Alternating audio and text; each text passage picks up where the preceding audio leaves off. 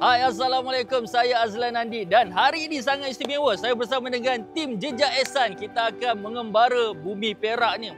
Memang terkenal dengan banyak spot-spot cantik dan kita akan pergi ke Lenggong specifically dan kita akan lalu Gopeng dulu. Jadi, sama-sama kita saksikan apa yang best kat sini bersama dengan tim Jejak Ehsan. Jom.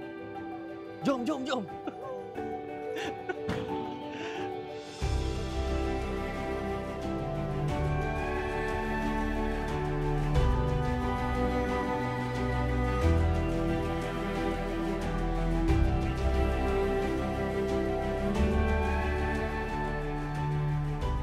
Alhamdulillah dah sampai pun akhirnya. Kita berada dekat Bagan Zakaria Gopeng Perak. Di sinilah terletaknya rumah yang dah berusia lebih 100 tahun. Mesti ada cerita yang menarik. Apa kata kita tanya dengan orang dekat sini terus. Let's go.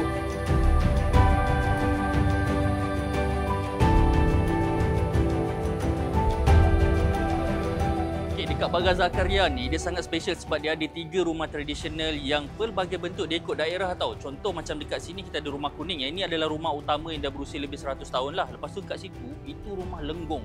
Jadi kalau dekat Perak ni kan dia ada daerah-daerah dia kan. Jadi kat belakang dia pula adalah rumah lawan kuda.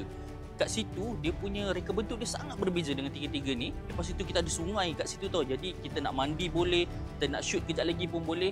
And yang best ni dekat sini kita ada kita punya restoran ala kampung yang kita boleh nikmati masakan kampungnya autentik. Ni kita tengah hidangkan. Sekejap lagi kita akan makan dekat dulang. And kita ada mangkuk tingkat.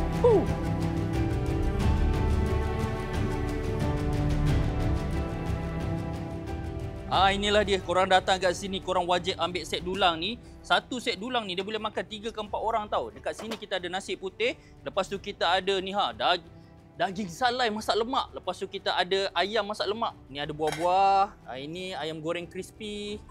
Lepas tu ini dia daging salai masak lemak dengan ayam masak lemak. Ni semua ini kerabu daging, lepas tu ada ikan bilis, ulam-ulaman dengan sekali dengan air. Ini semua RM88 untuk 3 ke 4 orang makan. Sangat-sangat berbaloi. Jadi korang boleh rasa masakan kampung dengan suasana. Macam ni suasana kampung babe. Bawa family ni, bawa anak-anak kecil, bagi dia sedar sikit ni. Kita duduk Malaysia ni, kita ada budaya. Jadi jangan kita tinggalkan budaya kita. So, apa lagi kita tunggu? Dah lapar ni, jom kita makan.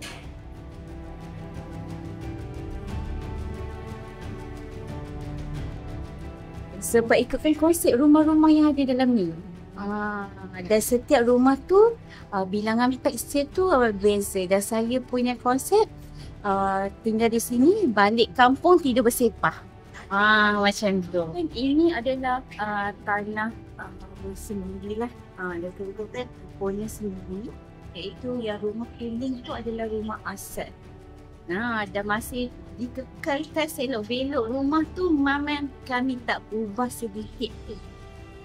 Kalau anda datang dan minat ke sini, saya bolehlah bercerita di mana selok-belok, di mana rahsia, pintu rahsia, macam mana anak-anak dari dulu nak ke depan tak boleh, semua tu ada. Sebab kita relate dengan customer, kita nak family tu datang macam family kita sendiri.